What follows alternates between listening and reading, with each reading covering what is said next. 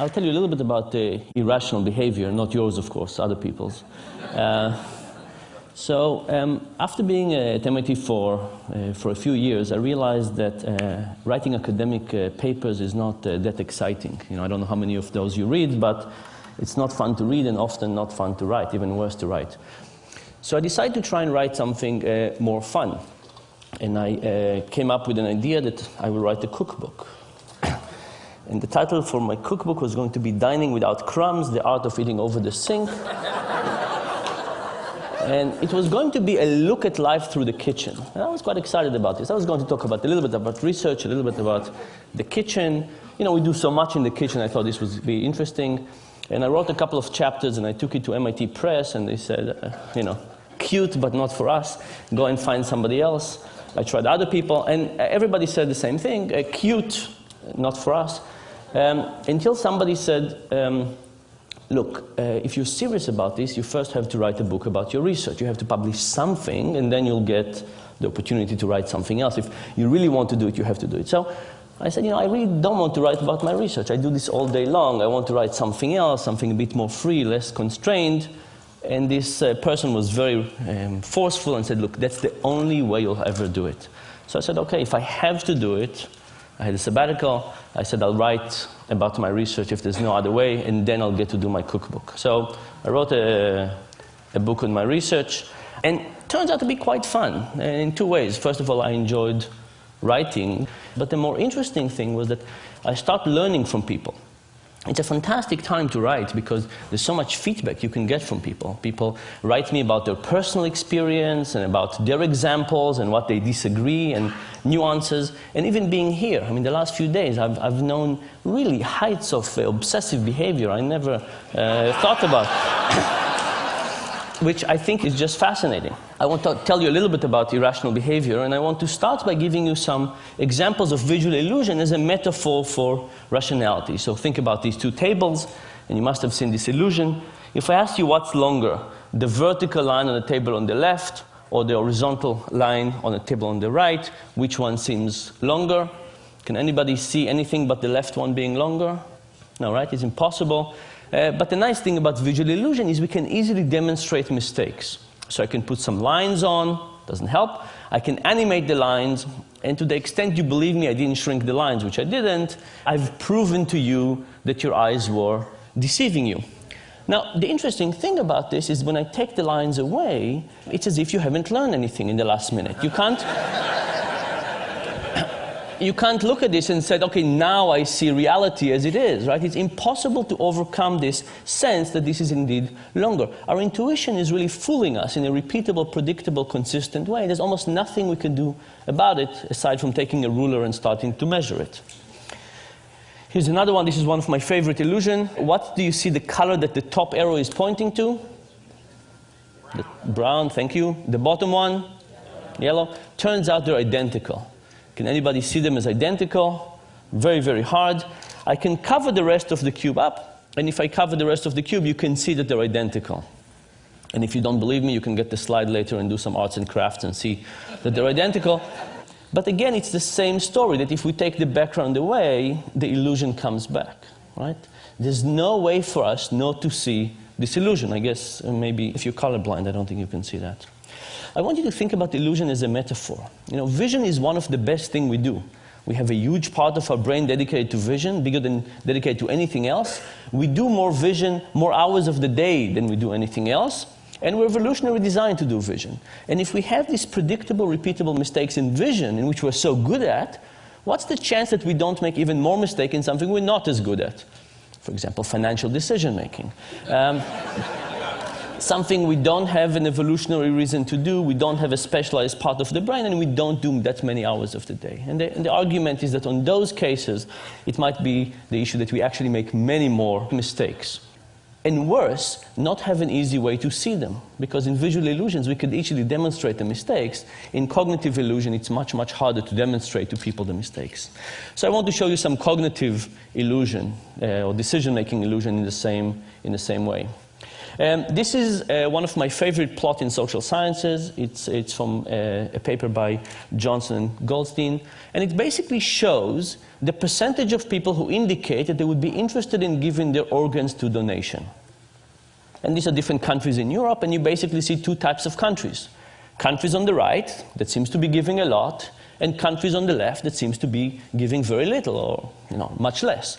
The question is why? Why do some countries give a lot and some countries give a little? When you ask people this question, they usually think that it has to be something about culture, right? How much do you care about people? Giving your organs to somebody else is probably about how much you care about society, how linked you are. Or maybe it is about religion. But if you look at this plot, you could see that countries that we think about as very similar actually exhibit very different behavior. For example, Sweden is all the way on the right, and Denmark, that we think is culturally very similar, is all the way on the left. Germany is on the left, and Austria is on the right. The Netherlands is on the left, and Belgium is on the right. And finally, depending on your particular version of European similarity, you can think about the UK and France as either similar culturally or not. But it turns out that from organ donation, they're very different. By the way, the Netherlands is an interesting story. You see, the Netherlands is kind of the biggest of the small group. Turns out that they got to 28% after mailing every household in the country a letter begging people to join this organ donation program. Right, so you know the expression, begging only gets you so far? It's 28% in organ donation. But whatever the countries on the right are doing, they're doing a much better job than begging. So what are they doing? Turns out the secret has to do with the form at the DMV. And here's the story. The countries on the left have a form at the DMV that looks something like this. Check the box below if you want to participate in the organ donor program. And what happens? People don't check and they don't join. The countries on the right, the ones that give a lot, have a slightly different form. It says, check the box below if you don't want to participate. Interestingly enough, when people get this, they again don't check, but now they join the program. Now, think about what this means. You know, we wake up in the morning and we feel we make decisions. We wake up in the morning and we open the closet and we feel that we decide what to wear, and we open the refrigerator and we feel that we decide what to eat. And what this is actually saying that much of these decisions are not residing within us. They're residing by the person who's designing that form. When you walk into the DMV, the person who designed the form will have a huge influence on what you'll end up doing. Now, it's also very hard to intuit these results. Think about it for yourself. How many of you believe that if you went to renew your license tomorrow and you went to the DMV and you would encounter one of these forms, that would actually change your own behavior? Very, very hard to think that it will influence us, right? We can say, oh, these funny Europeans, of course it would influence them. But when it comes to us, we have such a feeling that we're at the driver's seat. We have such a feeling that we're in control and we are making the decision that it's very hard to even accept the idea that we actually have an illusion of making a decision rather than actual decision. Now, you might say, you know, these are decisions we don't care about. In fact, by definition, these are decisions about something that will happen to us after we die. How could we care about something less than something that happens after we die? So a standard economist, somebody who believes in rationality, would say, you know what? The cost of lifting the pencil and marking a V is higher than the possible benefit of the decision, so that's why we get this effect. But in fact, it's not because it's easy, it's not because it's trivial, it's not because we don't care, it's the opposite. It's because we care, it's difficult, and it's complex, and it's so complex that we don't know what to do. And because we have no idea what to do, we just pick whatever it was that was chosen for us. I'll give you one more example for this. This is from a paper by Redelmeier and Shafir. And they said, you know, would this effect also happen to experts? People who are well paid, experts in their decisions, do it a lot. And they basically took a group of physicians. And they presented to them a case study of a patient. And they said, here's a patient, he's a 67-year-old farmer, he's been suffering from a right hip pain for a while. And then they said to the physician, yes, you decided a few weeks ago that nothing is working for this patient. All these medications, nothing seems to be working, so you refer the patient to hip replacement therapy, hip replacement, okay? So the patient is on a path to have his hip replaced. And then they said, half the physician, they said, yesterday, you reviewed the patient's case and you realized that you forgot to try one medication. You did not try ibuprofen. What what do? Do you pull the patient back and try ibuprofen, or do you let them go and have hip replacement? Well, the good news is that most physicians in this case decided to pull the patient and try ibuprofen. Very good for the physicians. The other group of the physicians, they said, yesterday when you reviewed the case, you discovered there were two medications didn't try out yet, ibuprofen and piroxicam. They said, your two medications didn't try out yet, what do? You let them go, or you pull them back. And if you pull them back, do you try ibuprofen or piroxicam? Which one? Now, think of it. This decision makes it as easy to let the patient continue with hip replacement, but pulling them back all of a sudden becomes more complex. There's one more decision. What happens now? Majority of the physicians now choose to let the patient go to hip replacement. I hope this worries you, by the way,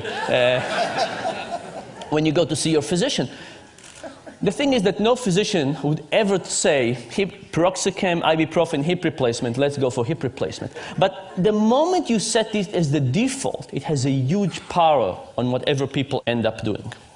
I'll give you a couple of more examples of irrational decision making. Imagine I give you a choice. Do you want to go for a weekend to Rome, all expenses paid, hotel, transportation, food, breakfast, a continental breakfast, everything, or a weekend in Paris? Now, weekend in Paris, weekend in Rome, these are different things. They have different food, different culture, different art. Now, imagine I added a choice to the set that nobody wanted. Imagine I said a weekend in Rome, a weekend in Paris, or having your car stolen. Now, it's a funny idea, because why would having your car stolen in this set influence anything? But what if the option to have your car stolen was not exactly like this? What if it was a trip to Rome, all expenses paid, transportation, breakfast, but doesn't include coffee in the morning? If you want coffee, you have to pay for it yourself. It's €2.50. Now, in some ways, given that you can have Rome with coffee, why would you possibly want Rome without coffee? It's like having your car stolen. It's an inferior option. But guess what happened? The moment you add Rome without coffee, Rome with coffee become more popular, and people choose it. The fact that you have Rome without coffee makes Rome with coffee look superior, and not just to Rome without coffee, even superior to Paris. Here are two examples of this principle. This was an ad from The Economist a few years ago that gave us three choices. An online subscription for $59, a print subscription for $125, or you could get both for $125. Now, I looked at this and I called up The Economist and I tried to figure out what were they thinking. And they passed me from one person to another, until eventually I got to a person who was in charge of the website, and I called them up and they went to check what was going on, and the next thing I know, the ad is gone and no explanation. So I decided to do the experiment that I would have loved The Economist to do with me. I took this and I gave it to 100 MIT students. I said, what would you choose? And these are the market share. Most people wanted the combo deal. Thankfully, nobody wanted the dominated options. It means our students can read. But now, if you have an option that nobody wants, you would take it off, right? So I printed another version of this when I eliminated the middle option, and I gave it to another 100 students. Here's what happens. Now the most popular option became the least popular, and the least popular became the most popular. What was happening is that option that was useless in the middle was useless in the sense that nobody wanted it. But it wasn't useless in the sense that it helped people figure out what they wanted. In fact, relative to the option in the middle, which was get only the print for $125, the print and web for $125 looked like a fantastic deal. And as a consequence, people chose it. The general idea here, by the way, is that we actually don't know our preferences that well. And because we don't know our preferences that well, we're susceptible to all of these influences from the external forces, the defaults, the particular options that are presented to us, and so on. One more example of this.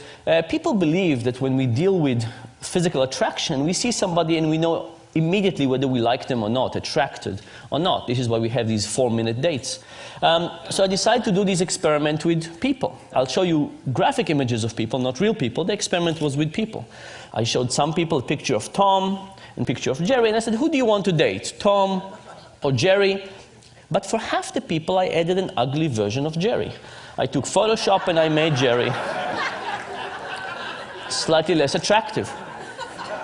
The other people, I added an ugly version of Tom. And the question was, will ugly Jerry and ugly Tom help the respective more attractive brothers? And the answer was absolutely yes. When ugly Jerry was around, Jerry was popular. When ugly Tom was around, Tom was popular. This, of course, has two very clear implications for life in general. If you ever go bar hopping, who do you want to take with you?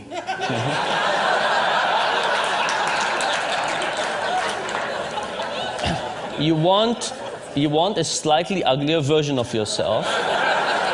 Similar, but slightly uglier. And the second point, of course, is that if somebody else invites you, you know how they think about you. Now you're getting it. What is the general point? The general point is that when we think about economics, we have this beautiful view of human nature. You know, what a piece of work is man, how noble in reason. We have this view of ourselves, of others. The behavioral economics perspective is slightly less generous to people. In fact, in medical terms, that's our view. But there is a silver lining. And the silver lining is, I think, kind of the reason that behavioral economics is interesting and exciting. You know, are we Superman or are we Homer Simpson? When it comes to building the physical world, we kind of understand our limitations. We build steps and we build these things that not everybody can use, obviously, but we build them. We understand our limitations and we build around it. But for some reason, when it comes to the mental world, when we design things like healthcare and retirement and stock markets, we somehow forget the idea that we're limited. And I think if we understood our cognitive limitations in the same way that we understand our physical limitation, even if they don't stare us in the face in the same way, we could design a better world. And that, I think, is the hope of this thing. Thank you very much.